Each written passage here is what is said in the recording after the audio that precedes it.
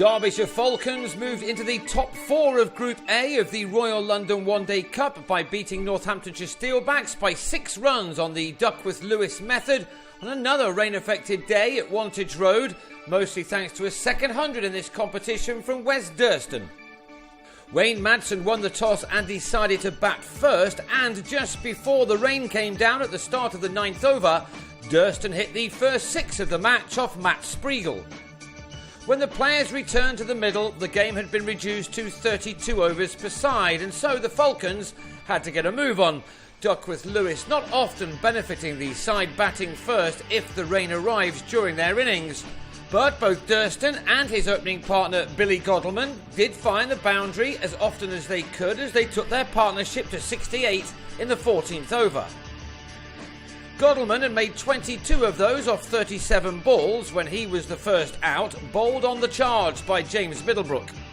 In the next over, Durston was at his 50 off his 50th delivery. He thus far struck 5 fours and 1 6 and was giving his side a good start in a match they really needed to win to resurrect a competition that had started so promisingly for them. Of course, they started with a disadvantage, having a couple of points deducted for a poor pitch against Durham last summer.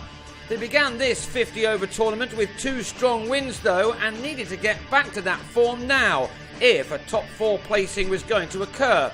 Durston and Marcus North were doing their best for them. Durston drove Maurice Chambers down the ground for his second maximum to move into the 70s, as these two took their partnership to 100 in 13.5 overs. North had made a runner ball 43 when he was bowled by Andrew Hall, with a total on 168 for 2 with 5 overs to go. So Durston was now the key man for Derbyshire. He went after Azarullah, this shot bringing him his third 6 to take the batsman on to 99. And next ball, the former Somerset man completed his second 100 in this summer's competition. It was a top knock from the 33-year-old who'd used up only 89 deliveries to get to 3 figures, an innings containing 8 fours and 3 sixes. He was out in the next over, the 30th, the first of 3 to fall in the space of 4 balls. On 108, Durston was taken in the deep by Kyle Kurtzer off Hall, who then completed his over for figures of 3 for 39 from 7 as Madsen holed out to Spriegel at long on just after taking his tally of runs in this competition to 300. Next ball, the penultimate over began with Tom Knight being run out first ball, Hall having the time to take the bails off with ball in hand. And in the last over of the innings, Gareth Cross sent a full toss from Chambers into the hands of Spriegel as Derbyshire had to settle for a score of 211 for 6 from their 32 overs. From the same amount, Northamptonshire were asked to chase down 227 for just a second win from 6, and they lost Kurtzer in the third over as he lobbed a catch to North off Mark Footit. That gave the left armour his 11th wicket in this tournament, but he then found Adam Rossington in fine fettle, the man on loan from Middlesex clearing the rope off the former Nottinghamshire player in the 7th over. Footit was replaced by Tony Palladino, but he too was sent into the distance, this time by Richard Levy, as the home side made a very good start to their chase. Indeed, Levy and Rossington took the total to 71 in the 12th over with some expansive shots.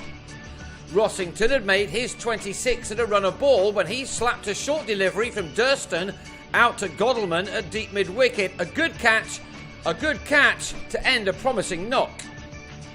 Ben Duckett then came and went quickly, trapped in front to his 5th ball, bowled by Palladino, a wicket which left Northamptonshire on 76 for 3 after 13 overs.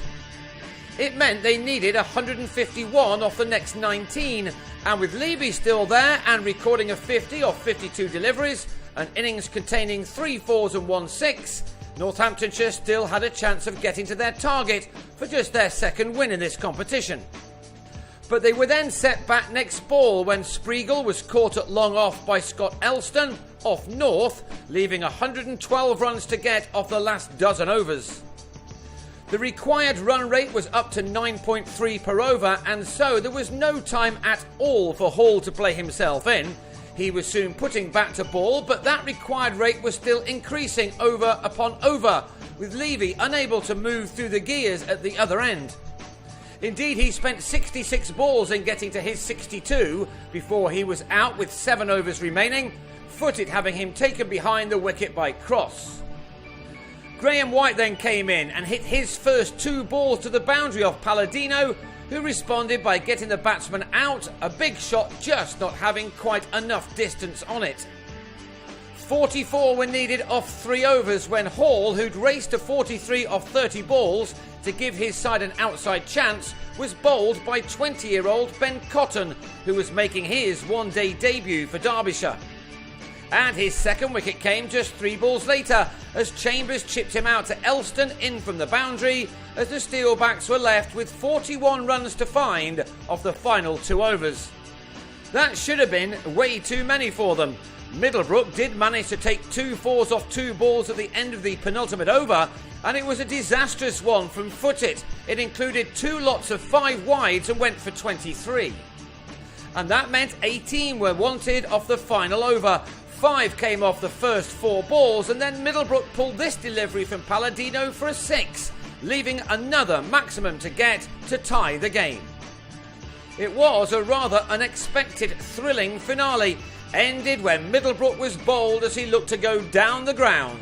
It meant that the home side finished on 220 for 9 from their 32 overs, and the celebrations for Derbyshire could begin. It was closer than expected, but they took the game by 6 runs to ensure that they stay on the road to Lords by moving into the top 4 of their group with a couple of games to play. A win over Yorkshire by the Seaside in Scarborough on Wednesday will give them a great chance of qualifying for the quarter-finals. For Northamptonshire, the game is surely up now. They play a day-nighter in Manchester against Lancashire on Thursday.